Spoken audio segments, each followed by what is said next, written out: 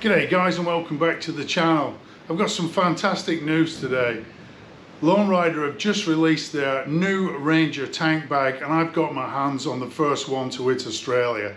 So today I'm going to review the bag and install it onto the mighty GS Adventure. Stay tuned.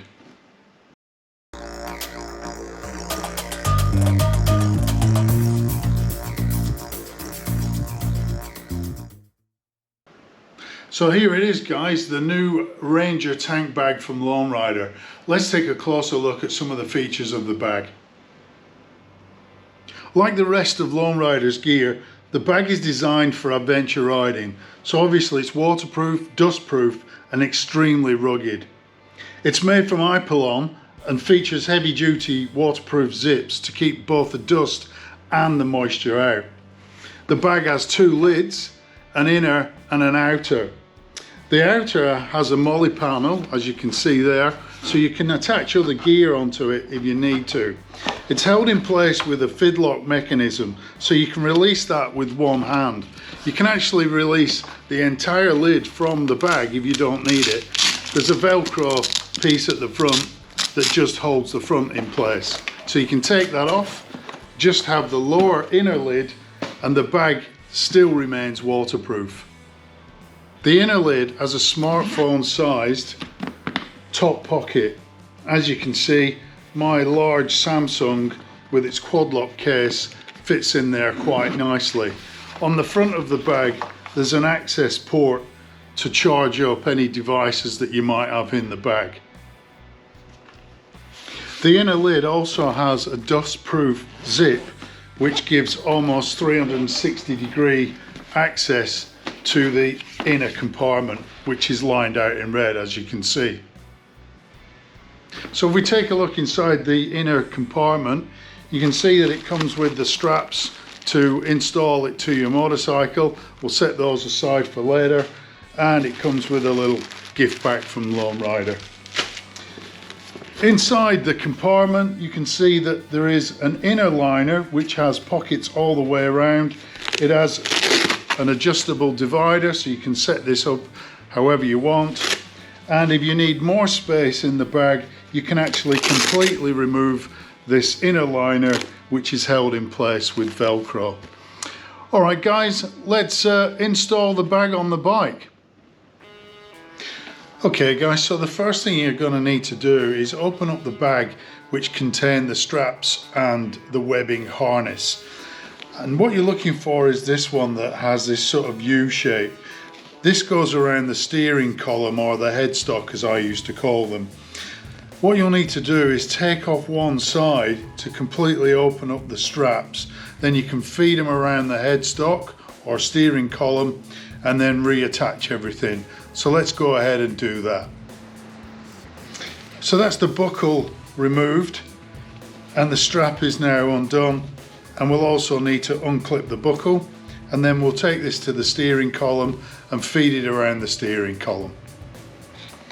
Okay, so now we'll take our harness and we'll thread it around the front of the steering column, being careful not to catch any of the cables or the hydraulic hoses.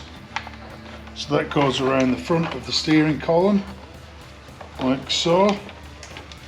And we need to feed in the buckle as well. Again, being very careful not to trap any of the cables or the hydraulic hoses. Okay, now we've got that in position.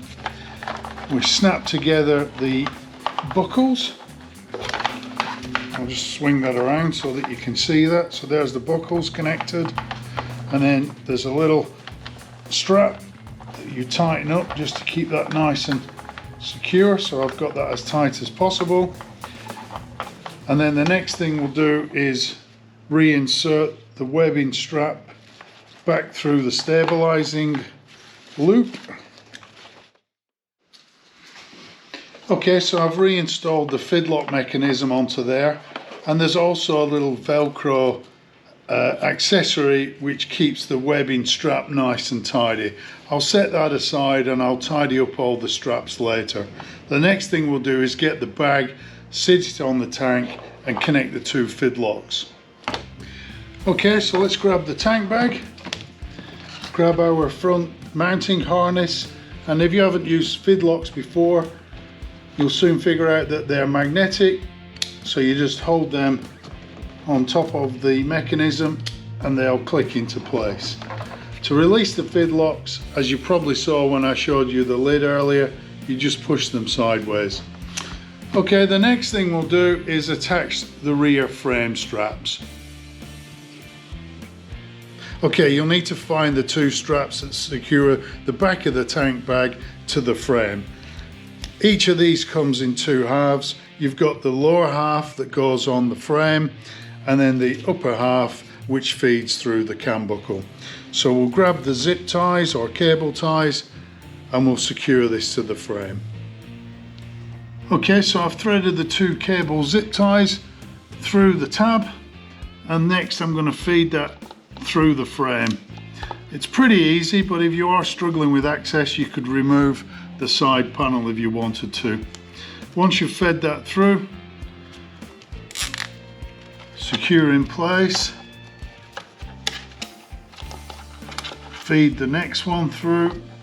I'm feeding that underneath that cross member, a little bit fiddly,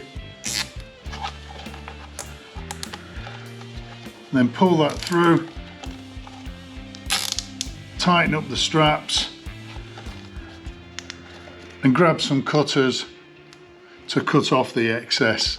Once you've done that, push the end of the cable tie, what's left of it, push it around the back and make sure you get your cut flush right up there, because you can cut yourself on cable ties. Alright, so we'll grab the side cuts, trim that off and go over and do the other side.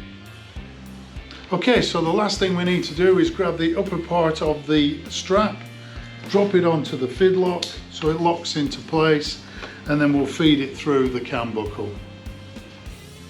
Okay, so once you've fed the strap through the cam buckle, all you do is pull down on the strap. It's got Velcro on the back and you just Velcro that in place to keep it nice and secure. Well, that's it guys. I think the new Ranger tank bag will be a game changer for adventure riders, and the fidlock system allows quick access to your fuel cap when you need to fill up. Anyway, hope you liked the video and I'll see you on the next one. Thanks again for dropping by. Ride safe and have a great day.